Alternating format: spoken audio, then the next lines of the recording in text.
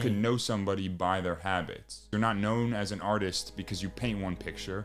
You're known as an artist by others because of the consistency you have in exercising the qualities of an artist. It was a brick wall, right? I hit a rock bottom and realized like I've gotten myself here based on the way that I've conducted everything in my life. And as soon as I realized that, I was able to deconstruct and then reconstruct. But it can start in your inner circles. It can start by yourself in your room with your self-talk. It's like, okay, I recognize that I want this thing. And by wanting this thing, I need to now formulate habits that bring me closer to that goal.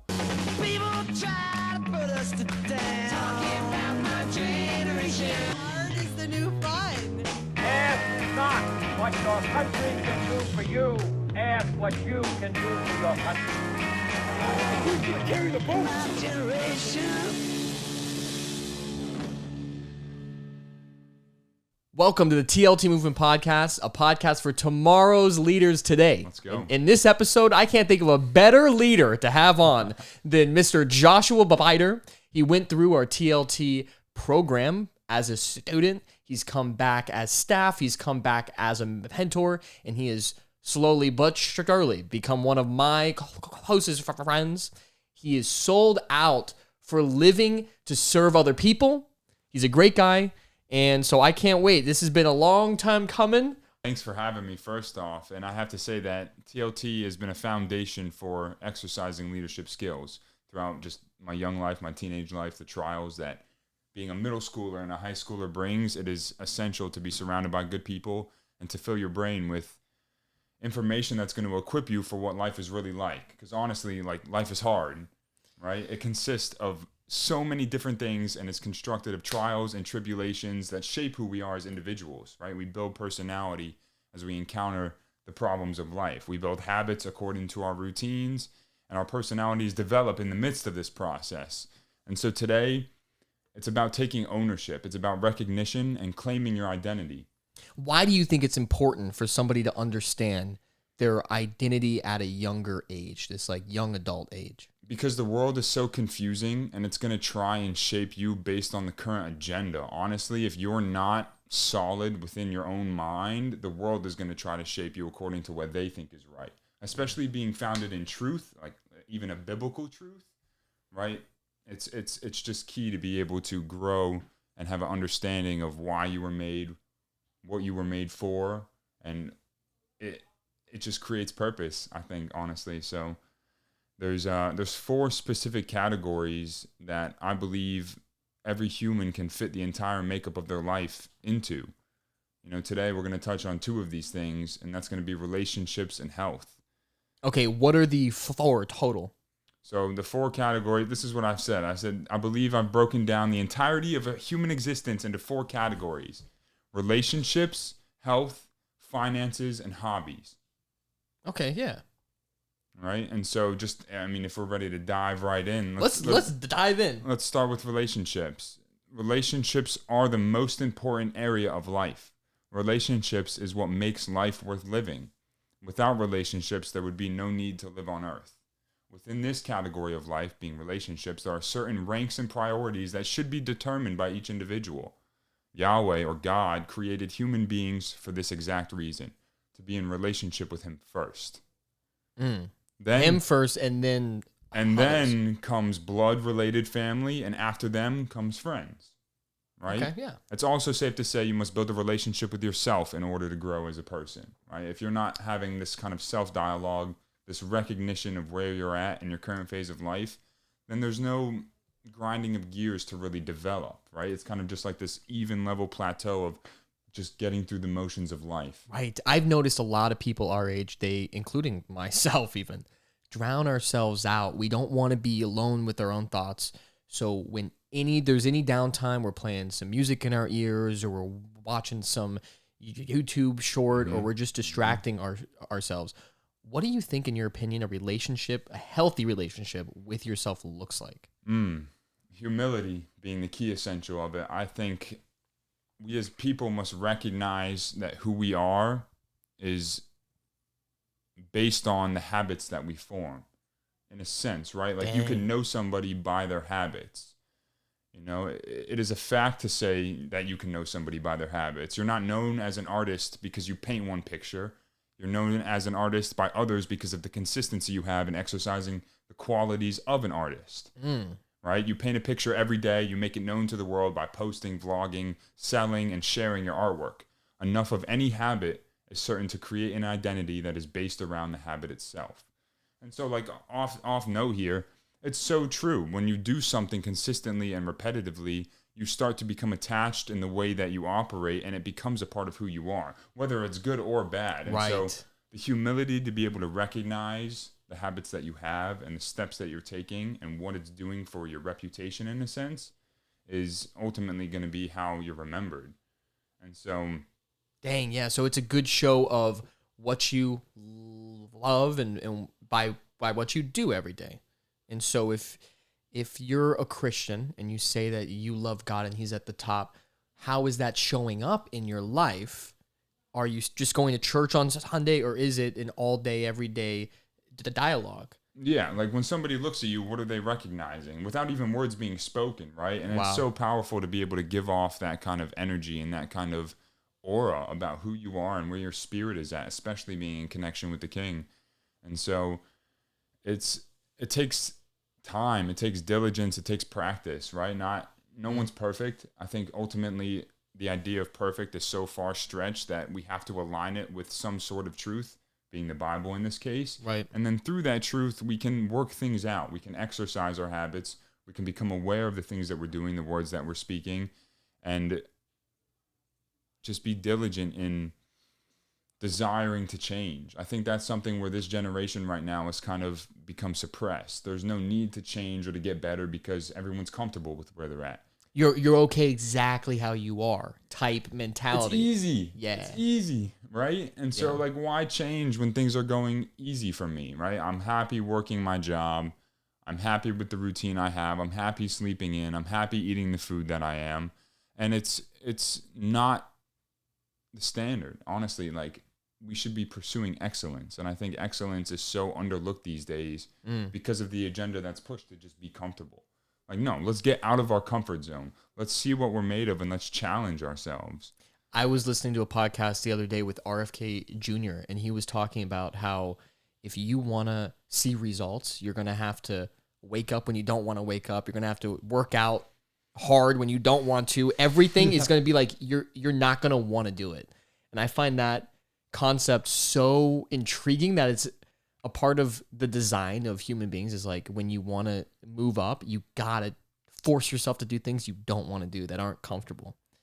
And I find that almost exciting, but I don't know why. Well, it should be exciting, right? Looking for challenges or doing hard things really is fun. And it creates this kind of mentality where it's like, I'm unstoppable. I can do the tasks that the day present without the negative emotions tied to it and really be in full pursuit of destiny, right? And like, destiny isn't just saying I want $1 million and I want a nice house and a family. No, destiny is like, what's the effect you're going to have on people's minds, and how do you, in a sense, become an asset to the world for a greater good. Right. Right. And so just taking it back to the notes here, talking about enough of any habit is certain to create an identity that is based around the habit itself. The same applies for athletes, writers, drunks, vapors, musicians, dancers, pastors, and all the more. Like, we can use vaping as an example. If you hit a vape once, are you now a smoker? No. Right? But maybe to some that observe you do so, it's safe to say hitting a vape once will not create an identity attached to this premature habit. Continuously do so and become recognized for the habit you have now installed into your life and psychology. As soon as something is attached to your self-image, your reputation, it is who you are in the sight of others. And it requires immense work to undo this social dynamic, especially if it's not beneficial. It requires a track record of opposing this once known to be identity, right? And then tying this into the aspect of relationships, understanding that relationships, being on the point, are the makeup of our life, right? As soon as something is attached to your self-image, your reputation, it's who you are on the side of others, right? Again, relationships are the makeup of life. What do you want to be known for? How do you want people to remember you? We must check ourselves and check again. What do people say about you? What kind of impact are you making on a daily basis? Is it effective for those around you, or is all of it based around self-gratification? And now there's a certain dynamic to this topic where it's like, you're telling me to care about what people think about me? Sure. Okay, right? Like, this is something that I've struggled with a lot, right? What is everybody thinking about the way that I'm even walking right now? And we become so fascinated, or I've become so fascinated by everyone's opinion of me. Right. And how can I formulate a solid identity and be confident in who I am if I'm looking for an opinion in somebody that's ever changing? It's like, if there's 10 different opinions from 10 different people, how am I supposed to grasp that and become what they think? It's almost a chore and something that can never be achieved. And so, again, tying in purpose and identity, especially with truth, it creates a solidified soldier, somebody who is intentional in the things that they do and what they say. It's so natural to gravitate toward wanting to, like, for example, I love my car. I spent way too much on my car. I have some friends that tell me, oh, it's just a Ford, bro. Like, that's not cool. That car's not cool. And for the longest time, I was just driving. I'm like, yeah, this car is great. Like, it doesn't break down on me. I'm comfortable in the seat. It's has all the features I want, but it's just a Ford. And I'm like, that's kind of lame. Until somebody came around that is a Ford fanatic, and now all of a sudden I'm like, yeah, I got a Ford, baby, American made. Yeah. And that's so confusing to me because I don't want to attach my self-worth or what I think is cool or my opinions based off of those around me, but it's almost like it's so natural, it's hard to fight against. And I really look up to people who are able to do their own thing and totally just ignore everybody's opinion, because it really is just an opinion, and a lot of it is light stuff, like the clothes you wear, or like the jewelry or the car or whatever outer, I don't know what. Yeah, and for the most part, it comes from sometimes a judgmental or a jealous place, especially if the opinion on it is negative, right? And so surrounding yourself with the right kind of people that are on the same path, in a sense, being able to recognize the strengths and weaknesses and hold you accountable, that's how you can really trust or not trust the judgment of the people you're around, which I think is a valuable thing, right? And so that's a really good point. Without relationships, right, who do we laugh with, share precious moments with, cry with, eat with? You know, this is where real value is determined. And if you're overemphasizing or stressing what everybody's saying or thinking all the time, you're going to miss the point of being unique and being who you were created to be as an individual and living in that purpose and in that destiny. And so relationships really are so important. I feel like from an outsider view, I view your life and your relationship, this community that you grew up with, that I'm now a part of, it's the best community I've ever been in my entire life. I mean, these guys are so awesome. I've moved around so much, and I hear you say it's who you laugh with and who you spend life with. I find myself in the past, because I moved around so much, I couldn't really get that deep connection. Like, everybody that I would go to a new school, they already had that friend group. So I always kind of felt a little bit like an outsider. I always felt like, lone wolf. Yeah, like, although I'm laughing with them and I'm having fun and all this, there was a little bit of me every time that was like, yeah, but like, we're not best friends. Like I'm going to move in a year and then we're not going to talk again. And for the most part, I don't communicate with any of the people that I went to school with, all the different schools that I did. And there was that emptiness, that like void of knowing that like, if I needed it, I couldn't really call on somebody. So it was always like my own self thing. Being a part of this group now with the guys that we surround ourselves with, it has brought such a new fulfillment to my life that I've only felt with my own family. And it's so awesome.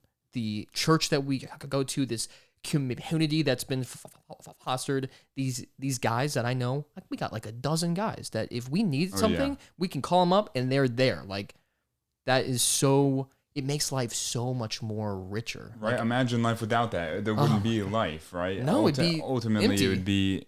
there would be no substance. There would be no memories, nothing shared, no love to be had. Right? And Or just a veneer of it. yeah, It's almost not- like a desire to want it, but it can never be achieved. And to your point, right? Like we as people can set up walls within our minds that restrict us from walking into something that might even be fruitful. So like even though you were concerned about the distance to be had and like do I even invest because of the separation that will be made, Sure. that we can't limit ourselves like that. We have to be able to take that step, and maybe not at the expense of our emotional state, right? Like we don't want to overachieve in that sense and then become damaged when that time is meant to come, but to be able to pour out our heart with others and to be able to build friendships and relationships, again, it's the entirety of why we were made. That's why on this list of 4 things, it's number 1. Have you ever watched the show Alone? Alone? No, I'm not. Okay, my sister got me on this show. It's a show where they take somebody and they stick them out in the woods alone with the camera and say, hey, film yourself. Wow. Try to last out here as long as you can. And there's 6 other people doing the same thing a couple miles away. If you're the last one to stay, you win $500,000. And so these guys are out there for like 70 days hunting. Wow. And all of them are used to this type of outdoorsy life. What destroys all of them without fail, it's not hunger, it's not whatever you would expect. Alone. It's being alone. It's they're like, I miss my family. They're like, yeah, like during the day when like I'm working on stuff is fine, but at night it gets so brutal when I start thinking about my kids or thinking about my parents or thinking about my girlfriend. Like they just can't take it. And they all quit because it's like after like 60 days, that's like 2 months for $500,000. And if you do the math, you're making like $5,000 a day to live out in the woods. You think that would be enough? No, the They money's can't take never it. enough. Yeah. No, they can't do it. There's a desire and a need to be in sync with living human beings, emotionally connected. Right. Right? And I know for myself, I was somebody that was so damaged and didn't want to connect with people, yet that is the thing I was desiring.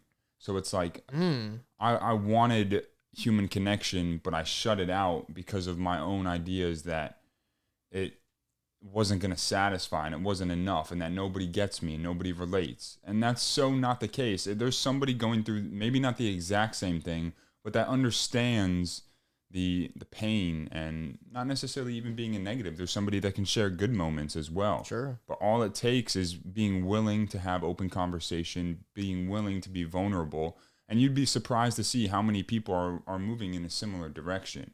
So it's for self-encouragement, right? Like break down the walls that restrict you from being confident in who you are and that create distance with human relation, right? And music, just to go into that for a little bit, the music nowadays is all about separation and detaching and self-gratification and drugs and rock and roll, whatever it is. And it's so opposite of what we all truly desire. So it's like we desire something, but we suppress it with the thought of I'm better off alone, or that nobody gets me, or that I should be alone. And it's like we have to really analyze based on like the self-evaluation. We have to really look at ourselves in a humble way, trusting the opinions of family and friends, especially. Sure. Sometimes they can be the best mirror for us, right? Being able to even have that trust with somebody could take a lot of effort as well, Sure. especially if you're not necessarily used to that kind of confrontation, I'll use as the word, because it's hard. It takes practice to grow and to break out of a shell in a sense. How did you figure that out? Especially being a young man. Like, people go their entire lives not being able to recognize that they're shutting everybody out, but deep down they want that. How did you find that out? Because it got to a place in my life where I had shut everybody out, and I realized my mechanism, my system of shutting people out was the exact opposite of what I wanted. So like it took a hard being alone realization to understand that I'm alone right now, and that's because of the choices that I made and the walls that I've put up. And yet I so deeply desire to be in community and to want to be connected. And so it was a brick wall, right? I hit a rock bottom and realized like I've gotten myself here based on the way that I've conducted everything in my life. And as soon as I realized that, I was able to deconstruct and then reconstruct. You know, and again, that right there, the deconstruct and reconstruct is a daily process. If we're not aware and recognizing how we have our subconscious systems running, then ultimately we're just going to be blind to the things that are restricting us. And to restrict human relationship it's detrimental. It creates depression. It creates negativity. It creates anger. It creates frustration at the world. You know, again, just without human relationship, it's like, what's the point of anything? You know, what's the point? Why were we made? What was the point of Yeshua coming to the earth if it wasn't for people? You know, and so we can use that as a model to really understand that. You said something so powerful. You said it's a daily thing, this deconstruction, reconstruction. So it's not like a construction site where they lay the foundation and they're building, and then they get to the point where they're done. They're done, and yeah. each day there's progress. Yeah. You're saying it's almost like every day, like you're kind of, it's not as streamlined as you deconstruct and then you're building up and then you get to a point where you're just like, I did it. Oh, yeah. If you think you can stop growing and stop learning, you're going to be, honestly, you won't ever reach your full potential. And so, again, humility, being able to go, like, there's so much to learn. There's so many great minds around me that I can absorb from. And that ultimately, even up to the point of death, we will never be completely full of knowledge and of wisdom. And so... True. Yeah, but it's humbling. And so we have to want it. Again, this willingness to want change, this willingness to want to be around people. It's hard, especially if you're used to being alone and you've kind of constructed yourself in a way that is used to your routine of separation and disassociation, even being a better word, right? How often do you put in the AirPod? What are you doing when you're around the group of friends? Are you sitting there on your phone? You know, are you engaged? Right. What's more important to you, scrolling through Instagram for people that are across the country or the 10 faces that are in front of you right now? And if you look around, like I challenge you with this, look around the next time you're in a social environment and see who's looking down at their phone and see who's trying to make eye contact. It's like you can sense in people when they are desiring something that's real. And I think that's an opportunity for us to invest. Recently in my life, I've started doing this. You know, my disassociation cracked. I recognized where I was putting up walls to people and then questioning why they didn't want to hang out with me. And then all of a sudden, I'm aware to the fact that these are human people that have minds, spirits, and experiences that we can glean from each other. And I became fascinated with the person in front of me. And now I have that awareness to go like, okay, who wants this? And then you can kind of find a well-balanced way to give and also receive, right? Because it's so much more than just being able to be like, hey, good job today, right? But I know it's like, tell me what's on your mind. I'm interested to know you as a person. I want to build relationship. And I think that's how we can also, by doing that, even if it's uncomfortable, asking a weird question or getting embarrassed, that's how we crack out of the shell. Right. Right? And that's how we even come to know ourselves more. So would you say that's a good first step? Like, let's say there's a young person that's listening to this podcast. They want that deeper relationship. You're saying you just have to want it. What if they don't want it? Like, or they don't think they want it? Like, what's that first step to get to the point where you have the energy, you have the chutzpah to want it?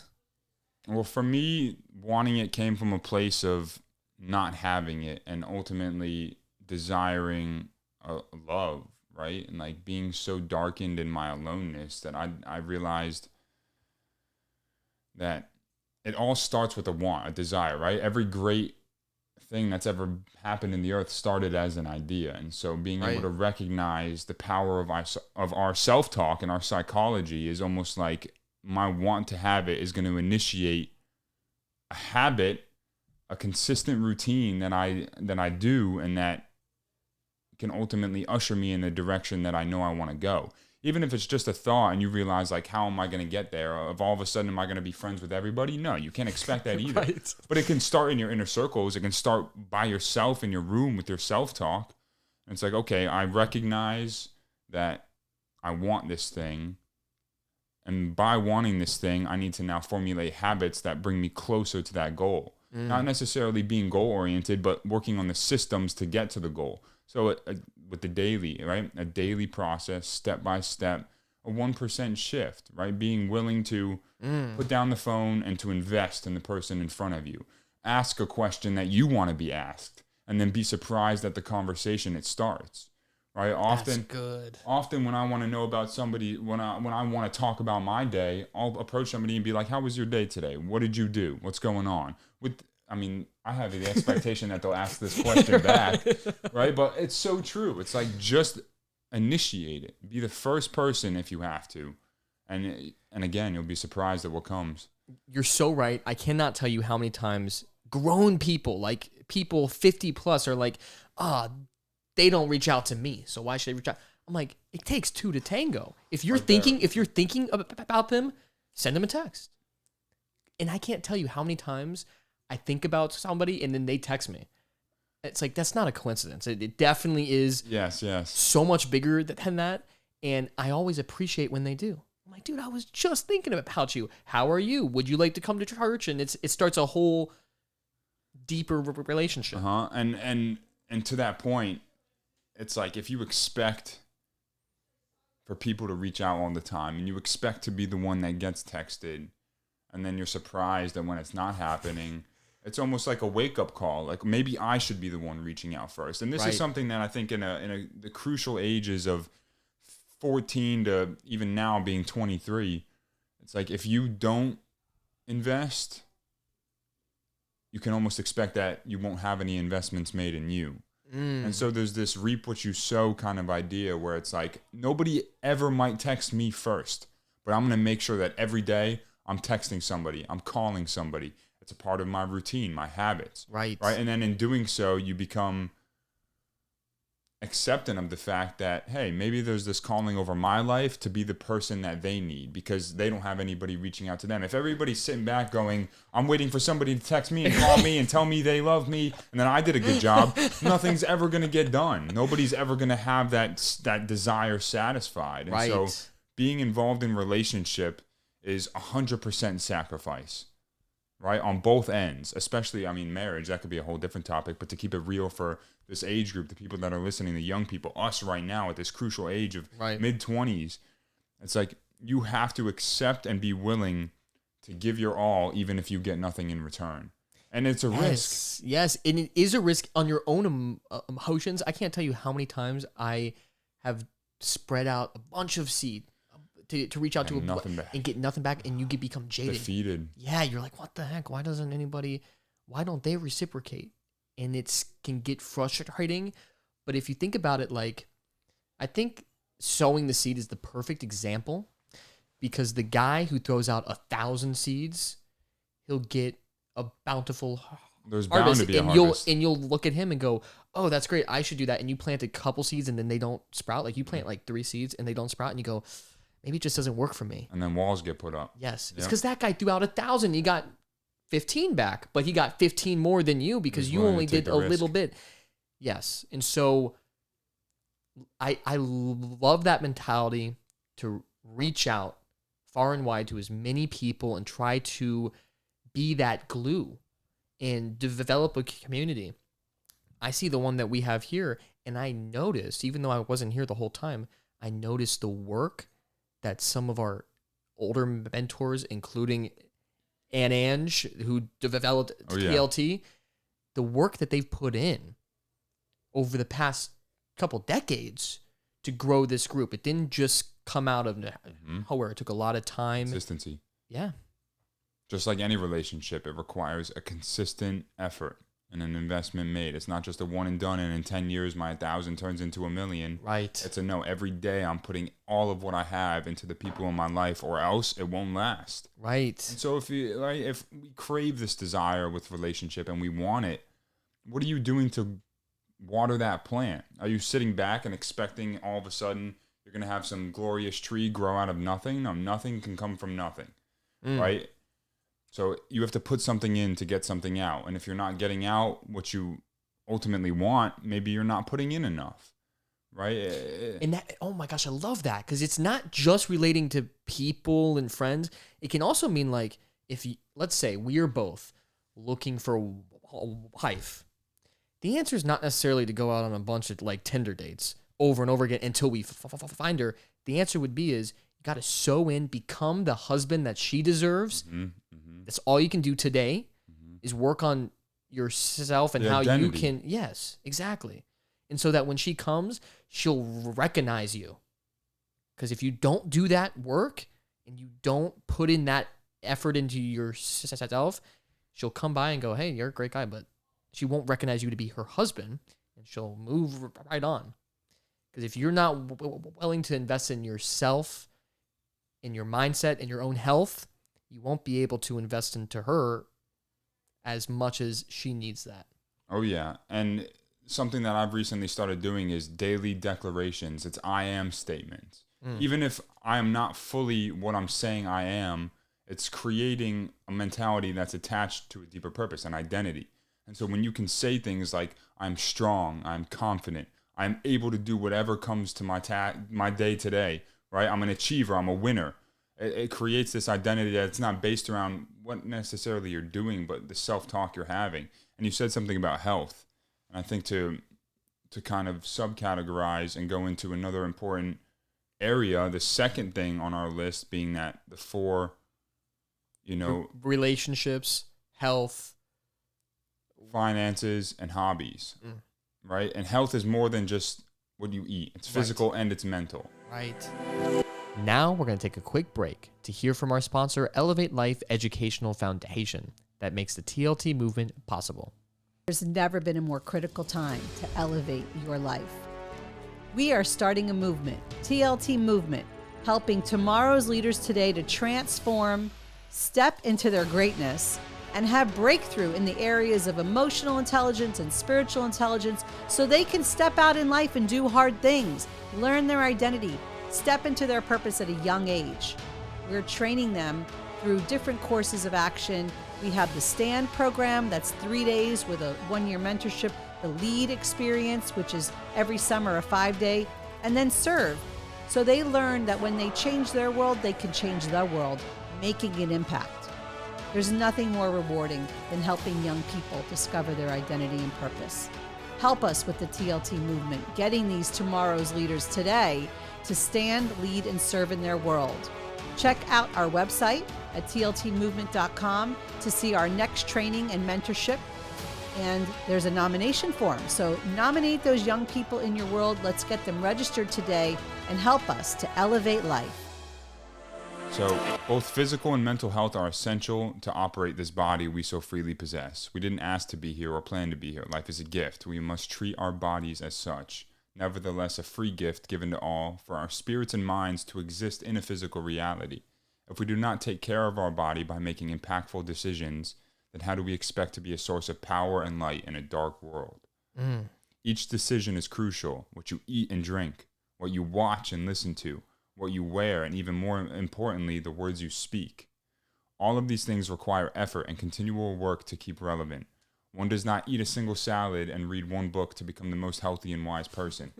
True. Yeah, again, That's very habits true. require consistency and discipline. And so how do we train ourselves to have healthy, beneficial, and uplifting habits? It takes recognition and immense diligence to always be aware of what goes in and what comes out. There are a few simple steps we can take that I believe to train ourselves in making the right and healthy choices.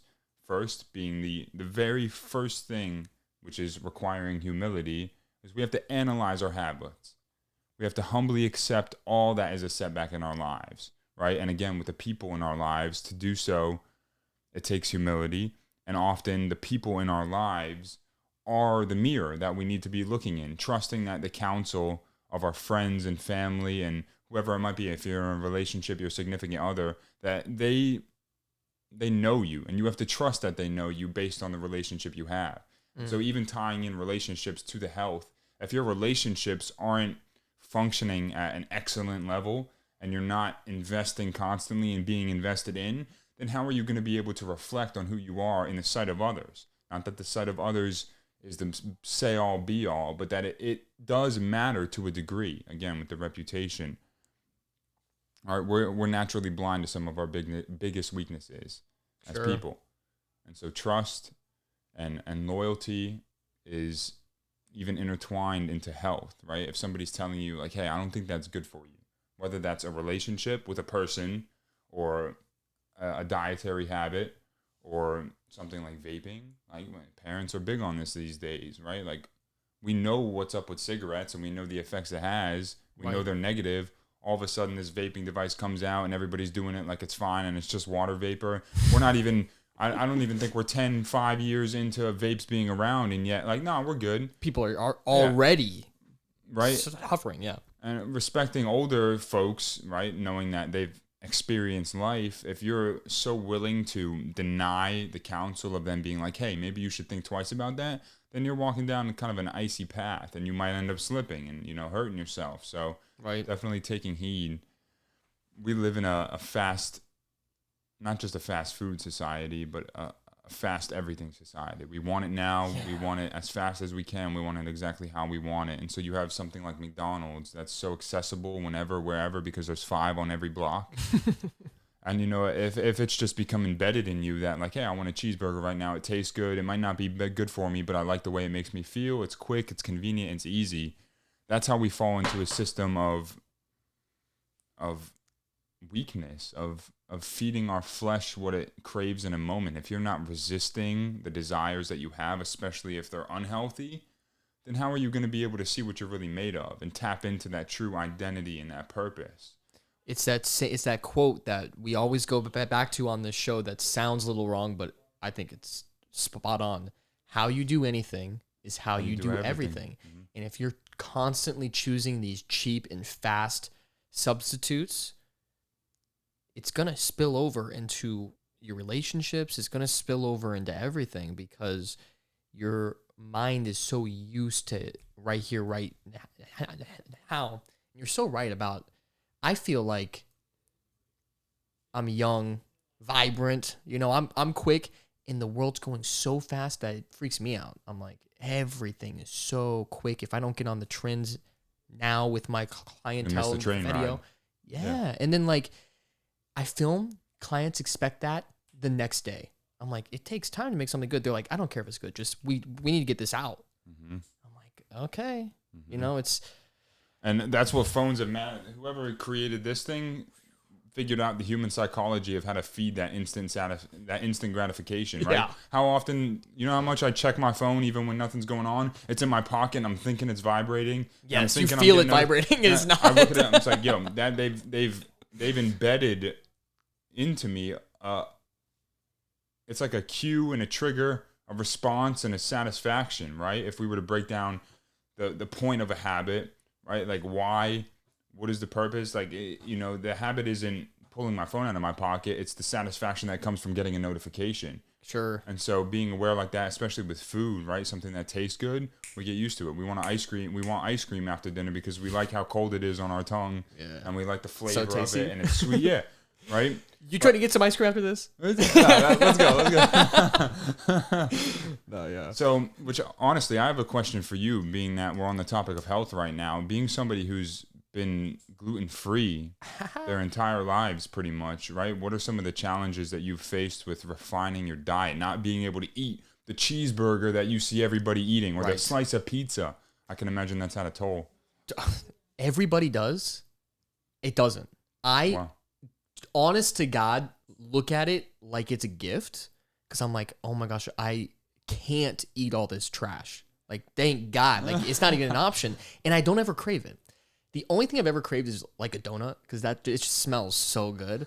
But even then, I'm like, I know if I ate that, because everybody goes, just like eat it and then spit it out. I'm like, it wouldn't even be worth it. Like, I don't know. It not being an option has been such a blessing. I got diagnosed with celiac disease, which pretty much means that if I eat gluten, my colon will dissolve and I'll die. Yeah, my sister has it. Yes. It's crazy. And I got diagnosed when I was 5. I remember being 4 years old and my parents catching me in the pantry eating hot dog buns raw. I loved them. What's it taste like? I loved them. No, because I was like, this is so Oh. good. I just loved bread so much. And I had all these issues. And so my parents got me tested and they're like, oh yeah, you've got this disease. And so they cut me off. But I'm like, thank God, because I know if I was an adult, I'd be all in. I'd be like eating it like crazy. And so everybody, my entire life, at a birthday party, pizza, and they're like, oh, I'm so sorry. And they try to like hide it. I'm like, I don't care. Truly. Because it is, I feel blessed. In a sense, it's like you don't have to battle the addiction because you were never addicted. Exactly. You become embedded with eating cheeseburgers and pizzas. To then say no to it is almost like you're fighting a drug addiction. Yes. So that's where I can see how the blessing is a blessing. Totally. It's the same reason why I don't drink at all. Because I know I have a little bit of a addictive tendency. And I'm like, the best way to avoid being an alcoholic is to never start.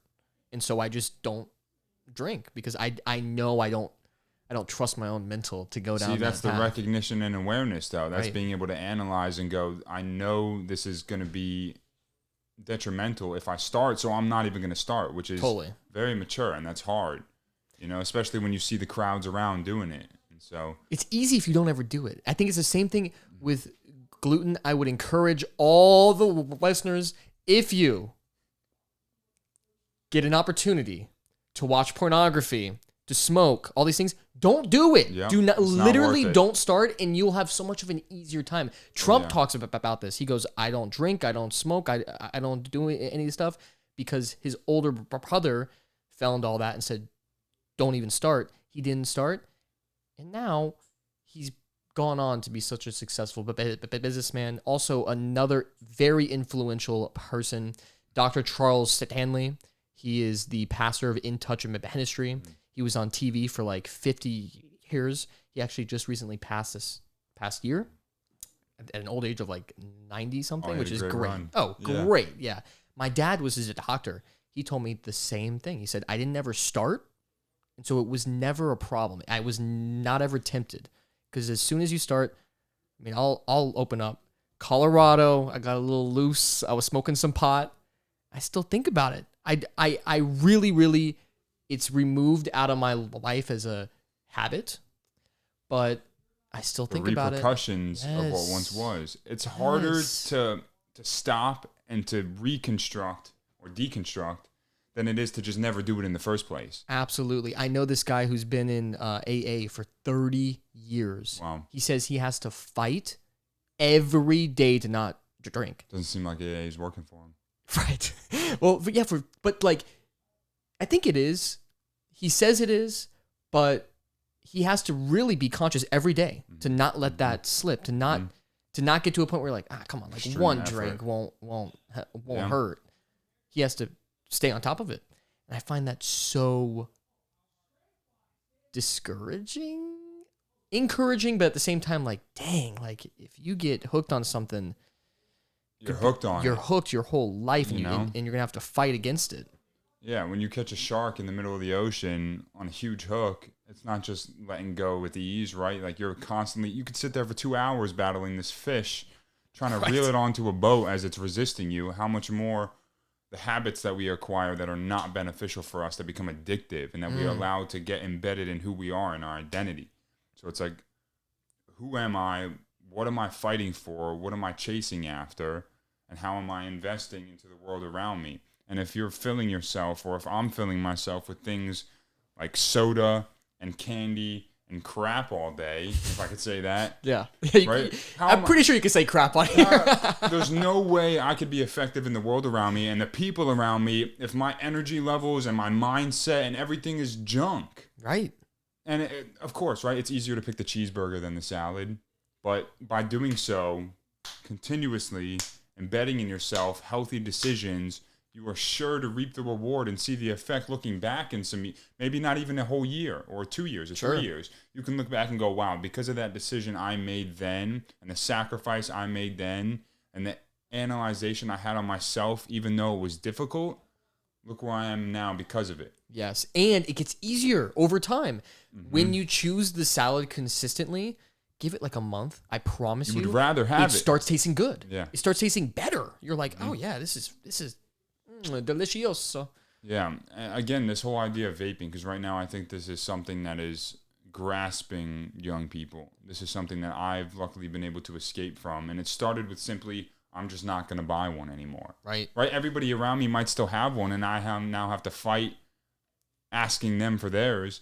But what that does is it creates this identity of like, hey, I'm not a vapor. And for me to step outside of that identity and ask you for yours is publicly displaying that I still am. Right. And so if you can accept the fact that you're not, right? I'm reading Atomic Habits right now. It's such a great book. And it says there's two kinds of people that want to stop smoking.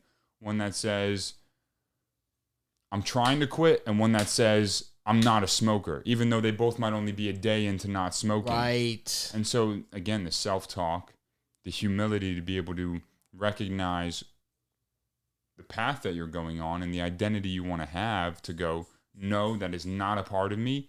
And sure, like, right, we're all going to have setbacks. We all resist these things a little bit, especially when trying to root out a habit or implant a new one. Mm-hmm. You have to expect that, or else you're not being honest with yourself or me, right? Like having to battle this thing of getting rid of a vape.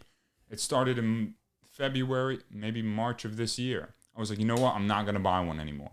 And I haven't since, but, you know, everyone around me got one, and I'm getting it here and there. And it's, Sure. you know, and now it's like, okay, that's not who I am.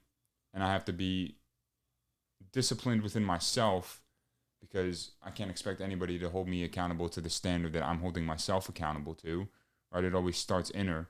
Right. And if I don't want that, then let's put the foot down and say no. Let's cut the loose ends. Let's tie them up, and let's be purpose driven and being like, that is not a part of me, and that is not who I am.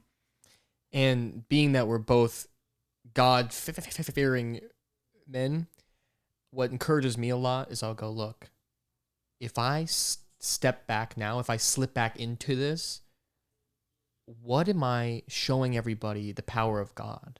Because I said that I was done, and that God delivered me.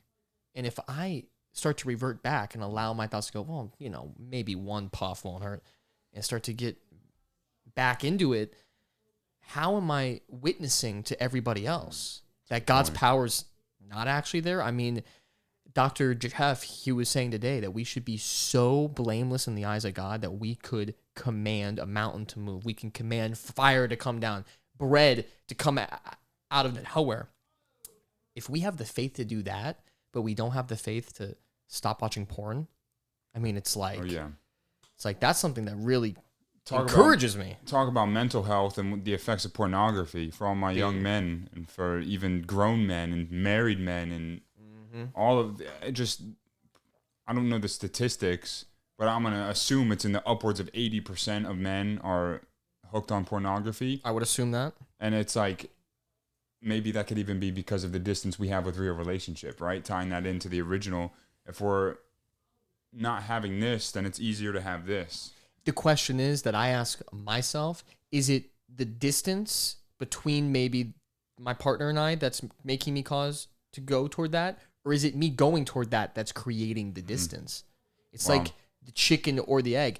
I've concluded it's probably the watching pornography is creating the distance, as opposed to the distance me going back. It's like the effects that it's had on my mind, and the specifically alone, what that's caused me to thinking that, like, I deserve to be alone. I should be alone because of the guilt that I feel from this thing. And it's like, I know how I feel or have felt when engaging, yet the system of falling back into it is so dominant because there's no effort to change the identity. No, I'm not somebody who watches pornography, right? And it's like, wow, when you can make a declaration like that, then the next time that temptation comes around, it's like, wait a minute. Even though I've fallen accustomed to this and have a habit of engaging, it's not a part of who I am. And so the recognition, the declaration, and then the action that comes in that moment when you're tempted is the crucial process to be able to separate from anything, porn, vape, sweets, whatever it is. right. Right? And then the same can be a double-edged sword. The same with the good things. Being able to say, like, I finish what I start. If you're not somebody that's used to being consistent, the next time you start something, you're going to be like, wait a minute, I'm somebody that finishes what I start. Yeah. And I'm now capable and energized and motivated to do so. And then that's when you start tapping into new areas of your destiny and what you're really capable of. And it's like, wow, right? The self-talk, the investment in the relationship, the health with physical and mental things that we do to ourselves, all of these play a key role in our purpose and why we were created. Understanding that we were created fearfully and wonderfully with intention. No, we're not just here floating on a whim, getting by life. No. Evolved from pawns. No way. No, it's like, no, leave that to the frogs and tadpoles that are multiplying in ponds and pools by the thousands. That just, it's like, no, there's immense purpose in all of us. And if we don't believe that, then we've already declared that that's just it. I'm just a sailboat going with the wind. No, but it's like, okay, take control, take ownership, recognize, in a sense, create your identity, right? Like, I challenge everybody, and this is something that I've done recently in my notes. Who do I want to be, right? And by doing the who I want to be, you formulate the habits that are associated with that person. Right. And so it's like, okay, there's some simple steps and some real analysis we can have to be able to do so. And then the next morning you wake up, it's like, okay, this is who I want to be. And the things that I do today either sow into that or they take away from that. Right. This is something that there's this philosophy. I'm not going to be able to name the philosophers, Plato, something, right? They were discussing, they're like, everything is either going upward and then there's like a plateau and then it's going downward, depending on how much effort you put in, relationship, a company, a habit. There's another form of thought that there's no plateau. That's either you're going up or you're going down, depending on how much energy you put into it. I think that's so true. Like, it can, you have to be persistent every day. If you want something, however big or small, you got to work on that, because as soon as you're not going up, you're naturally just going down. There's no such thing as a plateau.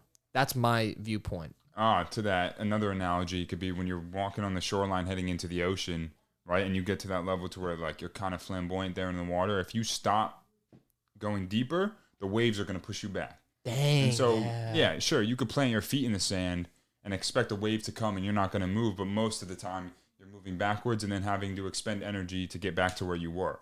So if you continuously drive, if you're continuously fighting and being drawn to things that are benefiting you, trusting the people around you that they're holding you to that standard, right? And that can be so important to make sure that the right people are around you. The right friends is going to get you where you need to go. And so, they say, it's a very famous phrase, that you are the combination of the top 5 people that you hang out with the most. What would your advice be for somebody that looks around, they don't see any group, they don't see any people that are going the way that they want to go, and they've got their friend group that they've had for ages, they're going down a path that they don't really want to, they know that to be true, that they are the top 5 people that they hang out with? What would you tell somebody like that wants to find that new group? Be the person you want to be surrounded by. And as soon as you start doing this, you'll be surprised at who comes into your life. Dang, that's good. Right? Like, if that's so simple, but I don't know why I wasn't expecting that. That's so good. If I want to be surrounded by fit, healthy, trustworthy, fun, joyful, understanding people, I have to be that, so that it's like the law of attraction, right? Or reciprocation in a sense. And so if I'm being somebody that's negative, I would rather be alone and unhealthy, you can expect that misery in a sense is going to require that same company. And so that also being a double-edged sword. If misery loves company, how much more does excellence love company? And so be the person that you want to be surrounded by. And then not necessarily sit back and watch, like, all of a sudden 20 people are going to walk in your life and be like, hey, look at this guy, let's be friends. No, that's where it takes investment in relationship, right? Asking the right questions, being with people in circumstances that expose the true nature of their heart. And honestly, initiating those kind of questions is something that I found to be effective. Like, why do you do that? And then if it's somebody you've been friends with for 10 plus years, somebody you've known since middle school, or somebody you've known for 2 months, like, what are your motives? And then even getting that vulnerability, breaking that comfort zone, getting real with people, you can kind of not pick and choose, like, oh, this for me, this is not for me. But you can really determine, like, hey, if I'm on a path that's destined for greatness, and out of the exposure of your heart through asking uncomfortable questions, I can see that we're maybe not as aligned as I thought we were. You have to be able and willing to put your foot down and to be able to bring into your life what you want, or be able to recognize what is not for you, which is often hard, because how hard everybody wants to be friends with everybody. Sure. Right? And it's like, how hard is it to be like, no, I'm sorry, but we're not on the same path, and we're going in separate directions based on the fruit of a life, right? I can't be, again, just health is a good, I can't expect to be in shape and fit hanging out with somebody that would rather play video games and eat McDonald's. Sure. No, it's like, I have love for you, and as an individual, we can continue to conversate and to grow, but I need to be surrounded by people that are holding me to the standard that I know to be my identity. And hopefully they'll see you going that way and they'll go, I want to join that. I want that. Often, though, is it going to be frustration, jealousy? Yeah. You can expect that kind of lashback. So it's like, be honest with yourself, right? When you start putting yourself at a level of excellence that's above standard, the average person is not going to like it, because they're not at that level. Right. They're not having the same set of drives. And that's why it's so important to know the will of God, to be in the Word every day and understand what God deems to be good, and then just do everything that you can to be on God's side, because you're never, ever, ever going to be able to appease everybody. And the only way that you could do that is you got to get worldly, like very much so. Yeah, be a celebrity if you want to appease everybody. Right.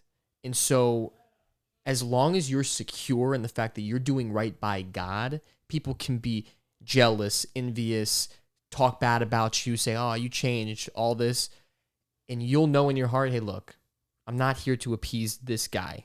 I'm here to appease this guy upstairs. Oh, and to that point, right, like in the process of my faith walk, it's been sometimes like the feelings of alone are so relevant, because it's like I'm willing to not engage in what the masses are engaging in, which leaves me as the one out of the 10. And it's like this black sheep mentality where it's like, oh, I don't fit anywhere. Nobody's like doing what I'm doing. And that can be a downfall. But at the same time, if you are that lone wolf or that black sheep that's standing out, often you can expect that you're being called to a higher standard than the rest of the world. And so don't look at it as like, woe is me, I'm alone, I got to sit in my room because nobody wants to hang, or I don't agree with everybody and what they're doing. It's like, no, okay, there's a clear line in the sand that I'm wanting more, that I'm seeking more, especially if you're a believer and you have friends that are not believers. Sure. Right? Like, are you willing to create that distance, maybe? Are you willing to draw that line? With faith, knowing that by you getting better, that you're going to attract not just the people, but you're going to foster a community of that they'll be inspired. Every good company, good team, it's got somebody behind it that had an idea that then focused so hard on that they were able to attract their team, attract their group to take it as high as they can possibly go. And we know that that's the truth, because it happens time and time again. We see it with certain people. I can't help but to think of that guy, Tony Robbins. That dude's been on top of this like leadership niche for decades. This guy, everywhere he goes, he is surrounded by people that are hungry to grow like that. And just imagine what a life like that. I mean, we are in the leadership development world, being with TLT, but it can be with anything. A church, a workplace, yeah. That you have the power to actually foster and inspire other people. Yeah. Amen to that. Yeah, absolutely. So hopefully this podcast inspired you. This has been a great convo. This is a part 1 of part 2. We're going to shoot your other 2, which is finances and hobbies. Yes. Here soon. We're going to get that part 2 up. I thoroughly enjoyed this convo. It felt very natural and just flowed. I enjoyed it. For me personally, it was a little uncomfortable to get started with, right? Yeah? I'm thinking like I'm structuring things in my mind to be a certain way, and when you step into the realm of being natural, it's like, okay, like sometimes you got to ditch the notes, sometimes you got to be authentic, be vulnerable, Sure. and let it flow, even if it's not exactly the way that you ideated it to be. Like let go of control, but also take control. Yes. So yeah, right? Yes. There's so many dichotomies in truth because I know exactly what you're saying. Yeah. I mean, just to elaborate on that real quick before we close out, it's like we want to control everything as people. I want to control everything I possibly can. And what I can't control, I let get to me. And so a part of freedom is realizing that I can't control everything and that the things that I can't control shouldn't affect me. And what I can control, I should do to the utmost level. And so take ownership, right? Like we have to look at our lives in humility and in love for others. One of the speakers at TLT, he always says, people don't care how much you know until they know how much you care. So, hey, if you enjoyed this convo, feel free to share it with a friend, comment on it, tell us what you think, like, subscribe. Please rate us on Spotify and Apple. I have never asked you guys to do this. So if you got this far in the episode and you enjoyed it, share it. We're lightly sponsored by FitAid. So if you want some natural energy, I think this fueled the conversation a little bit. Go check them out. And until next time, Josh, it's been a pleasure. Yes, it's been my pleasure. I appreciate it. I'm definitely looking forward to the next piece. Sweet. Thank you so much for tuning in to the TLT Movement podcast. If you liked what you heard, maybe it will bring somebody else in your life value too. So please share with a friend, subscribe to our YouTube, and comment and let us know what you think. Our podcast is available on Spotify and Apple, and we would very much appreciate a 5-star review. Visit our site, tltmovement.com.